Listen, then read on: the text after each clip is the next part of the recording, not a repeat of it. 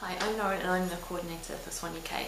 I've been in post since May 2011, so just over a couple of years, and I've been amazed, to be honest, during that time about how quickly the project's grown. When I started talking to families, what I discovered was that they don't really link in with other support networks for families of disabled children, mainly because they don't feel that they fit in. When you're undiagnosed, you feel very much like you're just in this limbo land, and that's really tough for families. Hi, I'm Liz Swingwood and this is my granddaughter Charlotte. Charlotte is the reason that Syndromes Without a Name, or SWAN, came into being. She was born with a hole in her heart and we were told that after surgery development would be delayed.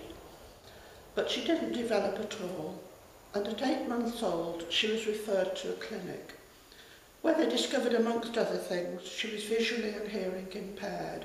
After a long struggle we were finally referred to Great Ormond Street. We were very gently told, "Which you may never get a diagnosis, and there are an awful lot of you out there." And we were absolutely staggered because we thought we were the only ones. And so I decided that I would like to start a support group. Because of age and ill health, I could no longer carry on.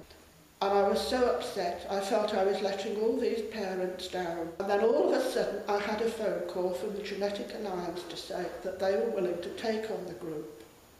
They were going to apply for funding from the big lottery, and that a lovely young lady called Lauren would be taking over my role, and I knew that SWAN was going to live and carry on the work that I'd started. I'm Melissa Hillier and I'm the Assistant Director at Genetic Alliance UK. We're a UK charity and we have over 150 members, all of whom are patient organisations working with families with genetic conditions. Syndromes Without a Name. It's a very different project from the sort of work that we usually do.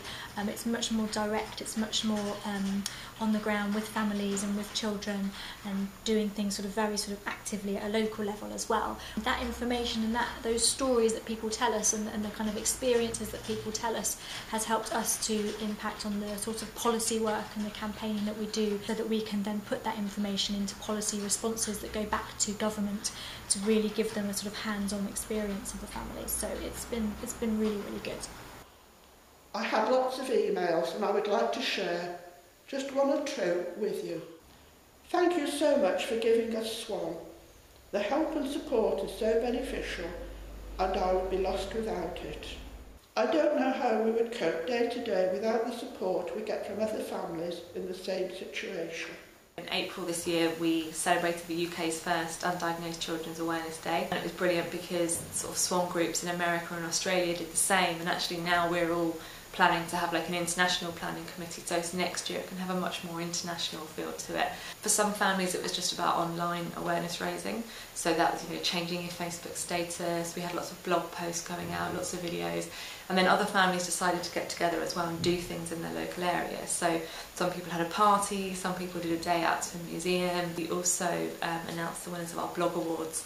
So this was the initiative of one of our members, and we're really keen to promote not only blogging but sort of social media in general. I think it's a really useful tool for families that could be quite isolated. We have done really well in the last few years of developing a very strong community of families, but we know there's lots more families out there, and we'd like to develop information packs, probably on a DVD, so we can put various films and things on there that we can send out to the hospitals so they can be sharing these with families. We would just get such wider coverage of the work that we do. That's the crucial thing really, is just letting families know that we're here and that they're not alone.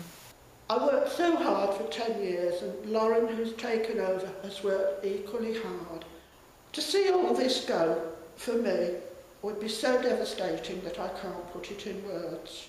Please, we need to continue, and to give families who have children like my lovely Charlotte all the hope and the best things that they deserve. Thank you.